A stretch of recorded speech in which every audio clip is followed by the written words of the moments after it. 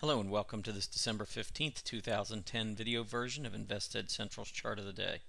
I'm Tom Boley, InvestEd Central's Chief Market Strategist, and it's my pleasure to provide you today's Chart of the Day. This Chart of the Day is brought to you by StockCharts.com, simply the web's best financial charts.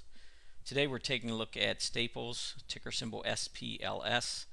This is about a $15.9 billion specialty retailer.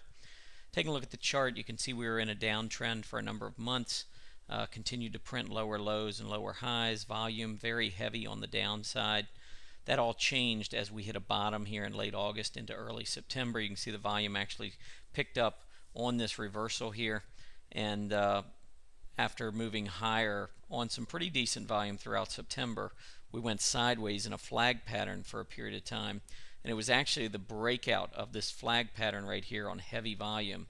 That is when we alerted our members a few weeks ago that Staples looked like the bottom was in, that it had reversed and had begun uptrending. So we saw this move to the upside. You can see on the most recent high here, the MACD was up near its high as well. So we had very solid momentum on the way up.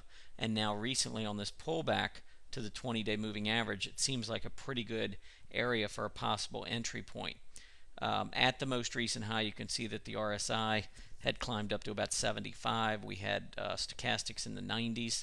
So we had very overbought conditions. The stock really needed a pullback, and that's what we've seen here over the last couple weeks. We've just been slowly migrating back toward this 20-day moving average. There's also some gap support that comes in right at 22. So we closed at 21.99 on Tuesday, just about a dime above the 21.88 20-day moving average. So this is a short-term area where we could see a bounce on Staples.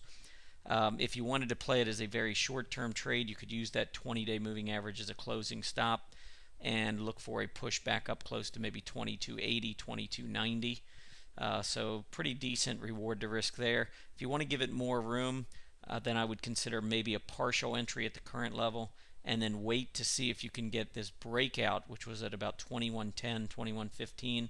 If we do lose the 20-day, I think there's a chance we could go back that far and test the 50-day moving average, the 200-day moving average, and this price support level all at the same time. So it does look like we've got a couple of decent entry points, but again, it just depends on how you want to trade it. Short term, watch for the 20-day to hold. But if it's more of a swing trading position, if we do lose the 20, you could always add a second entry down, like I said, maybe around 21.15 or so. And then I'd watch maybe the 21 level. If we lose 21, we will have lost both moving averages. We will have lost price support. And then also, if you connect the lows here, there's a trend line that comes in right at about 21, maybe just a little bit above 21.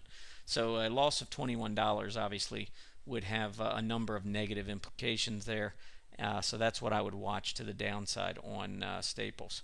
Again, to the upside, I think initially you can look for a test of about $22.80 to $23.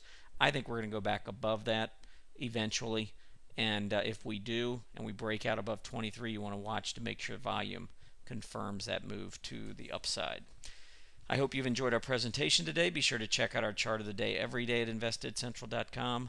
While you're there, sign up for our free weekly Market Pulse newsletter and have the chart of the day emailed directly to you. Happy trading.